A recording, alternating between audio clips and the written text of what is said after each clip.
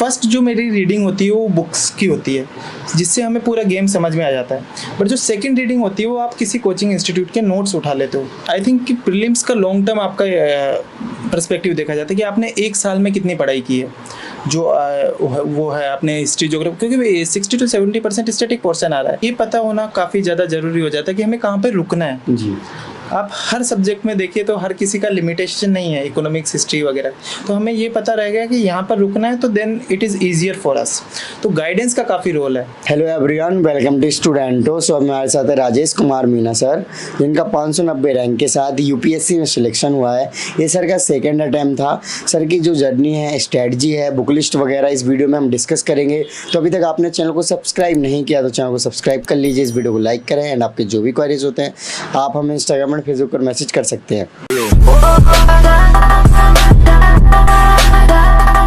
अपना education background बताइए। मैंने आईआईटी जोधपुर से कंप्यूटर साइंस इंजीनियरिंग से ग्रेजुएशन किया है। 2019 में मेरा पास आउट है, तो उसके बाद फिर मैंने सिविल सर्विसेज की प्रिपरेशन शुरू की है। ओके, सो सर जैसे आप इंजीनियरिंग बैकग्राउंड से आ रहे हो, तो सिविल सर्विसेज की तरफ आप क्यों आए? ऐसे कहाँ से सोचा था? इनिशियल में ऐसा नहीं पता रहता है कि सिविल सर्विसेज में हमें कैसे जाना है, बट जब कॉलेजेस में हम देखते हैं, स्पेशली अपने सीनियर्स हैं जो सिविल सर्विसेज की प्रिपरेशन कर रहे हैं, वहाँ से हमें मोटिवेशन मिलता है और वहाँ से हमें पता चलता है कि किस एरियाज़ में हम अपने बेस्ट दे सकते हैं। तो जब मैं 4th ईयर में था तो मैं काफ़ी सीनियर से मिला, तो वहाँ से मुझे एक ये मोटिवेशन मिला कि मैं भी सिविल सर्वेंट के लिए अग्रसर हो सकता हूँ। Right sir. सो सर, जैसे ही आप सिविल सर्विसेज की जर्नी में आए तो उस टाइम का स्टार्टिंग फेज बताइए कि कैसे आपने प्रिपरेशन करना स्टार्ट किया गया, कोचिंग ली या फिर डायरेक्ट सेल्फ स्टडी? मेरा जून 2019 में कॉलेज ख़त्म हुआ। तो कॉलेज के बाद हम 3-4 दोस्त थे जो साथ में आए थे, तो हमने कोचिंग ली थी और उसके बाद मोस्टली सेल्फ स्टडी किया है। तो उसके बाद हम लोगों ने फर्स्ट प्रीलिम्स दिया, तो किसी स्टूडेंट्स का हुआ, किसी का नहीं हुआ। बट सेकंड चीज़ में हमने एनालाइज किया कि यार क्या मिस्टेक्स रही है हमारे पास, तो उस पर काम किया है। तो second time we got rank this year. Okay, so sir strategy बताइए कि क्या स्ट्रेटजी आपने नॉर्मली फॉलो की, क्या प्रीलिम्स एंड मेंस की इंटीग्रेशन के साथ की या फिर अलग अलग की, तो कैसे करी? फर्स्ट चीज़ आती है प्रीलिम्स, जो फर्स्ट स्टेज है, तो उसमें काफ़ी एलिमिनेशन वाला गेम रहता है। राइट। तो जैसे एलिमिनेशन प्रीलिम्स का है, तो उसके हिसाब से हमने एक some set of standard book पढ़ी। जैसे हिस्ट्री के लिए हमने स्पेक्ट्रम वगैरह पढ़ी, मॉडर्न के लिए, पॉलिटी के लिए लक्ष्मीकांत, तो जो स्टैंडर्ड बुक्स है वो पढ़ी। बट एक चीज़ मेरी जो अलग चीज़ मैं अपने आप से करता हूँ या काफ़ी लोग करते हैं, मैं हमेशा बुक्स पढ़ता हूँ। फ्रेंड्स, आप सभी को पता है कि अनअकैडमी के द्वारा बहुत सारे क्विजेज एंड कॉम्बैट करवाए जाते हैं यूपीएससी प्रीलिम्स के लिए, जो कि फ्री ऑफ कॉस्ट होते हैं और जो कि आपकी प्रिपरेशन में काफ़ी हेल्पफुल होते हैं। सो अभी अनअकैडमी के द्वारा आईएएस प्रीलिम्स क्विज करवाया जा रहा है, जो कि फ्री एमसीक्यू क्विज यानी कि टेस्ट होने वाला है, जो कि यूपीएससी के प्रीलिम्स का जो पैटर्न होता है उसी के बेस्ड होता है। अगर आप 2023 के प्रीलिम्स के लिए प्लान कर रहे हैं तो आपके लिए रामबाण होने वाला है आपकी प्रिपरेशन में। इसमें 10 क्वेश्चंस आने वाले हैं जो कि आप 20 मिनट्स में करोगे। साथ ही मैं आपको बता दूं ये क्विज है हिंदी एंड इंग्लिश दोनों मीडियम में होने वाला है और 15 सितंबर को शाम 7 बजे होगा। सो लिंक वीडियो के डिस्क्रिप्शन में है। फ्री में एनरोल होने के लिए मेरा कोड स्टूडेंटो जरूर यूज करें। साथ ही मैं आपको बता दूं कि इसमें आपको प्राइजेस भी मिलेंगे। जो रैंक 1 होगा उसको 1500 तक का अमेजॉन गिफ्ट वाउचर मिलेंगे। जो सेकंड रैंकर होंगे उनको 1000 तक के अमेजॉन गिफ्ट वाउचर मिलेंगे। जो थर्ड रैंकर होंगे उनको 500 तक के अमेजॉन गिफ्ट वाउचर होंगे। सो लिंक वीडियो के डिस्क्रिप्शन में है। फ्री में एनरोल होने के लिए आप मेरा कोड स्टूडेंटो जरूर यूज करें। लिंक साथ ही गाइस मैं आपको बता देता हूं, लिंक पर आप क्लिक करेंगे तो कुछ इस तरीके से इंटरफेस ओपन होगा। अगर आपने अनअकैडमी का ऐप डाउनलोड कर रखा है तो अनअकैडमी के डाउनलोड कर रखा है तो डायरेक्ट ऐप में खुल जाएगा, अदरवाइज आपको ऐप डाउनलोड करने के लिए बोला जाएगा। डाउनलोड करते ही कुछ इस तरीके से इंटरफेस आएगा लिंक से और आप नीचे देखोगे IAS prelim quiz view detail पर आप क्लिक करेंगे जैसे ही तो आपसे इसमें एनरोल के लिए बोलेगा और आप यहाँ पर एनरोल के लिए क्लिक करेंगे और मेरा कोड स्टूडेंटो पूछा जाएगा तो उसको अप्लाई कर देना फ्री में एनरोल होने के लिए। देन रीडिंग नोट्स, क्योंकि बुक से आपको एक स्टोरी फॉर्मेट मिलती है और जब आप स्टोरी मिलता है तो आपको लॉन्गर पीरियड ऑफ टाइम के लिए याद रहता है।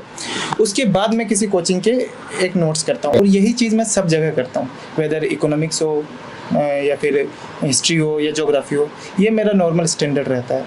और जब आप इंटीग्रेशन की बात कर रहे हैं प्रीलिम्स और मेंस की, तो काफ़ी सारा सिलेबस सेम पड़ता है। जैसे ज्योग्राफी ऑलमोस्ट सेम है, हिस्ट्री सेम है, पॉलिटी में काफ़ी सेम है, इकोनॉमिक्स में भी काफ़ी कंसेप्ट सेम है। तो ये इंटीग्रेटेड सिलेबस है, तो ये तो मेरा साथ में हुआ। बट जैसे मेंस के लिए कुछ अलग सिलेबस आ गया, GS1 में सोसाइटी है, तो that is exclusive for GS1।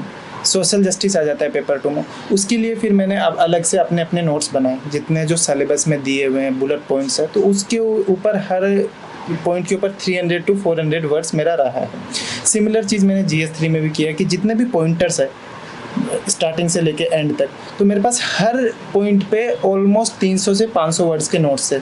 तो अब क्वेश्चन कुछ भी आए उसी से रिलेट मुझे करना है, you will get data on that, committees की रिकमेंडेशंस आ जाती है, वैसे ही किया। तो GS4 एक अलग आ जाता है, पूरा मेंस के लिए आ जाता है। तो GS4 में अपन को खुद को तैयार करना होता है, बेसिक जैसे डेफिनेशंस करनी होती है, एग्जाम्पल्स करने होते हैं, और अपनी पर्सनल लाइफ का थोड़ा टच देना होता है। सर जैसे कि आपने बताया कि आप बुक को ही रेफर करते हो रादर देन नोट्स को।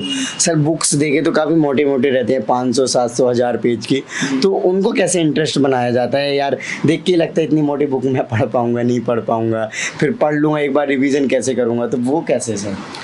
मैं बुक्स को बार बार नहीं करता हूँ। फर्स्ट जो मेरी रीडिंग होती है वो बुक्स की होती है, जिससे हमें पूरा गेम समझ में आ जाता है। बट जो सेकंड रीडिंग होती है वो आप किसी कोचिंग इंस्टीट्यूट के नोट्स उठा लेते हो, तो वो उसी बुक के नोट्स होते हैं। तो उस बुक के नोट्स को आप रिवाइज करो बार बार 5 बार, तो उसमें आपको इंटरेस्ट आ जाता है।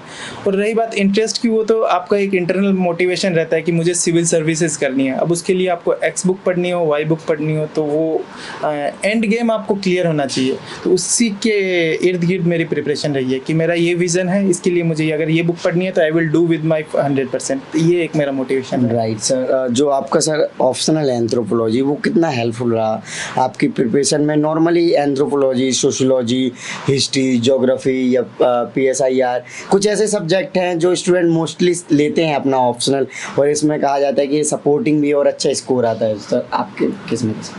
जैसा कि मेरा ग्रेजुएशन कंप्यूटर साइंस इंजीनियरिंग से, तो वो तो ऑप्शनल नहीं है, तो मुझे कोई एक ऑप्शनल लेना था। तो जब मैं दिल्ली में आया 19 में, तो मेरे पास काफ़ी सारे ऑप्शंस थे कौन सा लेना था। तो मैंने स्पेशली मेरे सीनियर से बात की या कुछ फ्रेंड्स से बात की या फिर जो टीचर्स थे मैं उनसे मिला। तो मेरे पास कुछ लिमिटेड से मैंने सबको थोड़ा थोड़ा एक्सप्लोर किया, वहाँ से मुझे एंथ्रोपोलॉजी का गाइडेंस मिला। फिर बाद में जब प्रिपरेशन का फेज़ किया तो इनिशियल में मैंने एक कोचिंग से भी रेफ़र किया, बट बाद में जो मेरा टेस्ट सीरीज़ और मेंस का गाइडेंस था एंथ्रोपोलॉजी का, वो मोस्टली सुधीर सर के पास रहा है। तो सुधीर सर क्लासेस है, तो वहाँ पे मैंने टेस्ट सीरीज़ लगाई। मेरा फीडबैक क्या था, कहाँ मैं गलतियाँ कर रहा हूँ, ये चीज़ मेरी काफ़ी उन्होंने रेक्टिफाई कर दी थी, किस तरीके से आपको आंसर्स लिखने हैं। तो सुधीर सर का फॉर एन एंथ्रोपोलॉजी बहुत अच्छा रोल रहा है हमारा। ओके, सो सर ये फॉरेस्ट जो सर्विस है सर, तो इसके लिए अलग से कुछ पढ़ना पड़ता है? जैसे मेंस अलग होता है, प्रीलिम्स तो साथ में हो जाता है? हाँ, प्रीलिम्स से साथ में हो जाता है, तो उसी के अगर आपके अच्छे मार्क्स है तो थोड़ी कट ऑफ ज़्यादा जाती है तो हो जाता है। बट मेंस में अलग से ऑप्शनल पढ़ने पड़ते हैं 2, बट अभी मैं नहीं दूंगा बिकॉज मेरा इस बार हो चुका है, इस वजह से। ओके, सो सर बात की जाए जैसे कि अभी आप पढ़ रहे हो, मेंस की तैयारी कर रहे हो, अपने मेंस 22 वाला मेंस दोगे आप, तो सर अभी क्या शेड्यूल आप फॉलो कर रहे हो मेंस के लिए? स्पेशली कितने घंटे पढ़ रहे हो? नॉर्मली आप पहले भी इतने ही पढ़ते होगे। हाँ, अभी एक चीज़ एक पॉजिटिव फैक्टर है कि मेरी पहले से रैंक आ चुकी है, तो एक कॉन्फिडेंस बिल्डअप था। Last time first time mains लिख रहा था तो थोड़ा सा लगता है कि यार फर्स्ट टाइम लिख रहे हैं। हाँ, बट जनरली मेरा शेड्यूल मॉर्निंग में रहता है कि morning 6 o'clock I wake up, and then morning में 7 o'clock to 1 तक मेरा स्टडी एक शेड्यूल आ रहा है 6 hours का, तो मैं वो कंप्लीट करता हूँ। फिर लंच होता है, 1-2 घंटा नैप ले लेता हूँ, फिर अगेन 4 to 8 वो चलता है। उसके बाद अगर आपका मन कर रहा है तो पढ़ लेते हैं, नहीं कर रहा है तो थोड़ा सा घर पे बात कर लेते हैं या फिर अपनी इच्छा कर लेते हैं। बट जनरली मैं 7 to 8 hours अभी निकालने का कोशिश करता हूँ। मेरा यही, पहले भी यही था, अभी भी यही। आपका पीयर ग्रुप अगर अच्छा है तो आपको एक बूस्ट मिल जाता है। राइट, जैसे कि दिल्ली जब बच्चा सोचता है घर गाँव से कि हमें दिल्ली जाना है पढ़ने, तो वो सोचते हैं कि इधर खर्चा बहुत होता होगा, अराउंड फीस लाखों फीस चली जाती है। तो आपके अकॉर्डिंग कैसा रहता है कि यहाँ पे बहुत ज़्यादा कॉस्टली हो जाता है, फिर ईजिली आप रहकर इधर क्रैक कर सकते हैं, फिर सेल्फ स्टडी करके भी कर सकते हैं? मेरा मानना है कि इनिशियल में जैसे बच्चा आता है तो उसको गाइडेंस की बड़ी ज़रूरत होती है। यूपीएससी में हमें गाइडेंस ज़्यादा चाहिए रेदर देन कोचिंग। मैं कहूँ अगर आपके पास कोई गाइड है, या आपके वो गाइड कोई भी हो सकता है, आपकी फैमिली हो सकते हैं या आपके फ्रेंड हो सकते हैं, कोई सीनियर जो सिविल सर्विस में, या फिर कोई कोचिंग हो सकती है, तो इनमें से कोई भी हो सकता है। बिकॉज हमें ये पता होना काफ़ी ज़्यादा ज़रूरी हो जाता है कि हमें कहाँ पर रुकना है। जी। आप हर सब्जेक्ट में देखिए तो हर किसी का लिमिटेशन नहीं है, इकोनॉमिक्स, हिस्ट्री वगैरह, तो हमें ये पता रहेगा कि यहाँ पर रुकना है, तो then it is easier for us. तो गाइडेंस का काफ़ी रोल है। और रही बात कोचिंग की, जैसे गांव के बच्चे आते हैं उनको काफ़ी डिफ़िकल्टी होती है, तो काफ़ी सारी कोचिंग इंस्टीट्यूट स्कॉलरशिप देती है, तो उस चीज़ को ध्यान रखिए। और स्टेट गवर्नमेंट भी देती है, तो वहाँ से रखिए। और मैं मानता हूँ कि अगर आपके पास अच्छी गाइडेंस है और आपके पास इंटरनल मोटिवेशन है, that is very important. External नहीं, इंटरनल मोटिवेशन है, तो आप सेल्फ स्टडी से भी कर सकते हो। बहुत सारे फ्रेंड्स हैं मेरे इस बार जिनका सिलेक्शन हुआ, they did not went to any coaching, but उनके अंदर इंटेंसिटी थी, मोटिवेशन था, और एक करने का ये था कि मुझे एग्ज़ाम क्रैक करना है। Right. तो उसके कितने भी तरीके हो सकते हैं एग्ज़ाम क्रैक करने के। तो इस वजह से उन्होंने काफ़ी अच्छा स्कोर किया है इस बार। ओके, सो लास्ट में कोई मैसेज देना चाहोगे, या फिर आपकी जो प्रिपरेशन के दौरान आपने कुछ ऐसे टिप्स एंड पॉइंट्स गेन किए होंगे जो स्टूडेंट्स अपनी प्रिपरेशन में यूज़ कर सकते हैं, फॉलो कर सकते हैं? जनरली 3-4 चीज़ों का ध्यान रखना है इस पूरे स्टेज में। जैसे मुझे 3 साल इस प्रोसेस में हुआ है और 3 साल बाद मेरी रैंक आई है। इस प्रिपरेशन में हमें हार्ड वर्क चाहिए, डेफिनेटली चाहिए। ठीक है, स्मार्ट वर्क चाहिए, बट वो हार्ड वर्क के बाद हार्ड वर्क सबसे ज़्यादा जरूरी है। Second thing is discipline.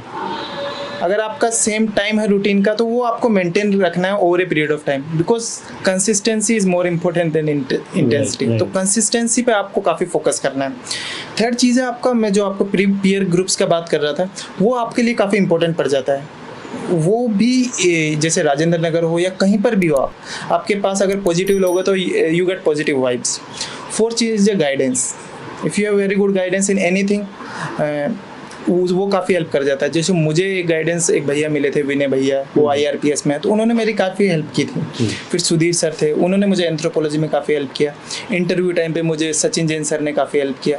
तो इस तरीके से मुझे काफ़ी हेल्प मिल जाती थी हर स्टेज पे, तो वो काफ़ी इंपॉर्टेंट रोल आ जाता है। सर आपने इंटरव्यू का बताया, तो आपको एक एवरेज मार्क्स मिला है सर, तो जब आप इंटरव्यू देकर आए थे तो क्या ये एक्सपेक्ट कर रहे थे? नॉर्मली सभी लोग सोचते हैं इंटरव्यू में तो यार अच्छे मार्क्स आने चाहिए, उस टाइम पे लगता है यार जो पूछा हमने सब बता दिया, और थोड़ा बहुत तो चलता है जो ऐसे नहीं हुआ। आई थिंक इंटरव्यू थोड़ा सा अनप्रडिक्टेबल होता है यूपीएससी में, हमें इतना आइडिया भी नहीं होता है। तो फर्स्ट इंटरव्यू था तो थोड़ी झिझक होती है, बट मेरा इंटरव्यू काफ़ी अच्छा गया था। Board was very good, they asked me very good question, और मैंने काफ़ी आंसर्स भी किए, काफ़ी नहीं भी किए, वो भी होता है। बट मेरे हिसाब से interview was good, but I think the way my interview was gone, तो आई रिकमेंड कि यार आपको थोड़ा सा अगर और गाइडेंस मिल जाता है, या फिर और आप एनर्जी को अच्छी डायरेक्शन में दे पाते, तो वहाँ से शायद बेटर स्कोर हो सकता था। बट आई थिंक काफ़ी अच्छा एक वो एटमॉस्फेयर था इंटरव्यू का, that was very coordinate, I was happy after interview. Okay, thank you so much sir. Okay, so guys, देखा सर ने अपनी जर्नी को आपके साथ में डिटेल में शेयर किया। सो आई होप कि आपको इनकी जर्नी से कुछ सीखने को मिला होगा। तो अभी तक आपने चैनल को सब्सक्राइब नहीं किया तो चैनल को सब्सक्राइब कर लीजिए, इस वीडियो को लाइक करें, एंड आपके जो भी क्वेरीज होते हैं आप हमें इंस्टाग्राम और फेसबुक पर मैसेज कर सकते हैं। इन सभी के लिंक वीडियो के डिस्क्रिप्शन में। जय हिंद।